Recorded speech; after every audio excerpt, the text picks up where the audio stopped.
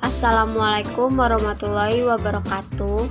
Hai semuanya, di video ini kami akan membahas tentang pembagian kerja dan struktur organisasi. Sebelumnya, izinkan kami memperkenalkan diri dulu ya. Kami dari kelompok 1 yang beranggotakan Aida Layinatul Fuadiyah, Amalia Haz, Ani Jihan Fadilah, dan saya sendiri, Dea Nur Fitri. Oke, langsung aja ya kita bahas. Di video ini ada 3 poin yang akan dibahas. Yang pertama, struktur organisasi yang akan dibahas oleh teman saya, Aida. Dan yang kedua, departementalisasi yang akan dibahas oleh teman saya juga, Amalia Haz. Dan yang ketiga, bentuk-bentuk struktur organisasi yang akan dibahas oleh teman saya, Ani Jihan Fadilah. Struktur organisasi. Struktur organisasi adalah bagaimana pekerjaan dibagi, dikelompokkan, dan dikoordinasikan secara formal. Pada umumnya, struktur tersusun atas pemimpin atau ketua, sekretaris, bendahara, ketua bidang, dan anggota bidang. Ada 5 elemen kunci yang perlu diperhatikan oleh para manajer ketika hendak mendesain struktur, antara lain yang pertama, spesialisasi pekerjaan, yaitu sejauh mana tugas-tugas dalam organisasi dibagi ke dalam beberapa pekerjaan tersendiri. Yang kedua, departementalisasi, yaitu mengelompokkan pekerjaan secara bersama-sama. Yang ketiga, rantai komando, yaitu garis wewenang siapa yang bertanggung jawab kepada siapa. Yang keempat, rentang kendali, yaitu pengarahan atasan terhadap bawahan. Yang terakhir, sentralisasi dan desentralisasi. Sentralisasi adalah pengambilan keputusan pada satu titik, sedangkan desentralisasi adalah kebalikannya. Adapun fungsi struktur organisasi, yaitu 1. Kejelasan tanggung jawab. Yang kedua, kejelasan kedudukan. Yang ketiga, kejelasan jalur hubungan. Yang keempat, kejelasan uraian tugas. Dan yang terakhir, faktor penentu struktur organisasi. Berikut adalah faktor-faktor utama yang diidentifikasi menjadi penyebab atau penentu struktur suatu organisasi. Yang pertama, strategi. Yang kedua, ukuran organisasi. Yang ketiga, teknologi. Dan yang keempat, lingkungan. Selanjutnya, pembagian kerja. Pembagian kerja adalah analisis jabatan yang merupakan suatu aktivitas dalam menentukan apa pekerjaan yang dilakukan dan siapa yang harus melakukan tugas tersebut. Nah, aktivitas ini adalah sebuah upaya untuk menciptakan kualitas dari pekerjaan dan kualitas dari kinerja total suatu perusahaan. Perusahaan akan baik jika sumber daya manusia di dalamnya telah mampu melaksanakan pekerjaan masing-masing dengan jelas, spesifik, serta tidak memiliki peran ganda yang dapat menghambat proses pencapaian kinerja. Menurut Rifai 2004, manfaat pembagian kerja adalah untuk menentukan: pertama, ringkasan pekerjaan dan tugas-tugas; yang kedua, situasi dan kondisi kerja; dan ketiga, untuk menentukan persetujuan. Lanjut, dalam perusahaan ataupun organisasi memiliki tingkat manajemennya masing-masing loh. Tingkat yang pertama adalah top manager atau strategi planning level. Tingkat ini adalah tingkat manajer paling atas yang tugasnya adalah membuat rencana atau planning, perusahaan strategi, dan sasaran. Biasanya tingkat manajemen ini mengambil informasi dari lingkungan luar. Mengapa? Karena untuk mengetahui kepentingan apa yang sedang dibutuhkan oleh masyarakat luas. Dengan begini, manajer dapat membuat rencana apa yang harus dikerjakan oleh perusahaan agar hasil produksinya nanti dapat mendapatkan minat tinggi dari konsumen luas. Dan juga dalam hal pelaporan, keadaan di perusahaan atau organisasi tingkat ini lebih mengambil informasi perusahaan secara singkat saja. Misalnya, omset bulan ini mencapai target atau tidak, dan berapa jumlahnya. Tingkat ini hanya menerima laporan akhir saja, karena tugas untuk membuat laporan sudah ada yang mengerjakannya. Selanjutnya, tingkat manajer tengah atau manajemen control level. Tingkat ini bertugas dalam pengendalian manajemen, yaitu membuat rumusan anggaran dan alokasi sumber daya. Untuk melaksanakan tugasnya, dia mengambil informasi dari internal dan membuat laporan secara rinci, karena tingkat ini bertanggung jawab untuk melaporkan hasil dan kondisi perusahaan atau organisasi. Dan tingkat terakhir yaitu tingkat manajer paling bawah atau operational control manager.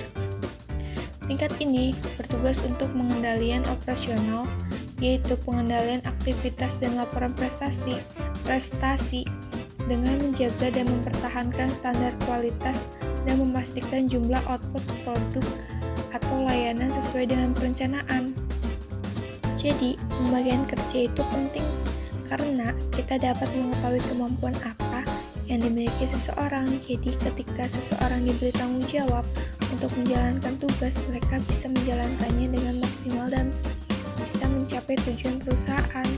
Selanjutnya guys, ada departementalisasi. Apa sih itu?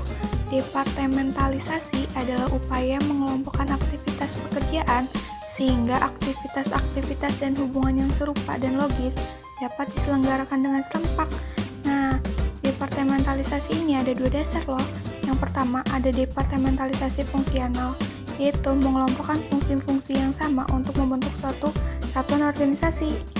Yang kedua ada departementalisasi divisional, yaitu pembagian divisi-divisi atas dasar produk, wilayah atau geografis, langganan dan proses atau peralatan.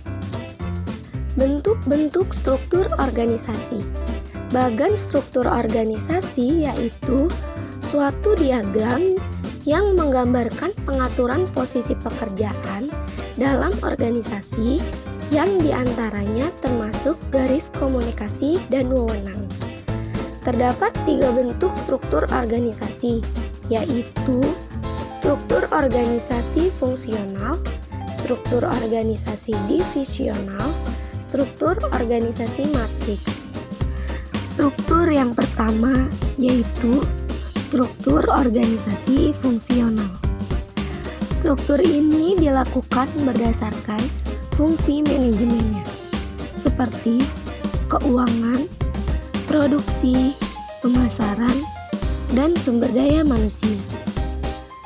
Salah satu contoh bentuk struktur organisasi fungsional yaitu suatu perusahaan yang dipimpin oleh direktur dan memiliki 5 bawahan yang dapat membantu jalannya suatu perusahaan, yaitu manajer sumber daya manusia, manajer keuangan, manajer produksi, manajer pemasaran, dan manajer purchasing.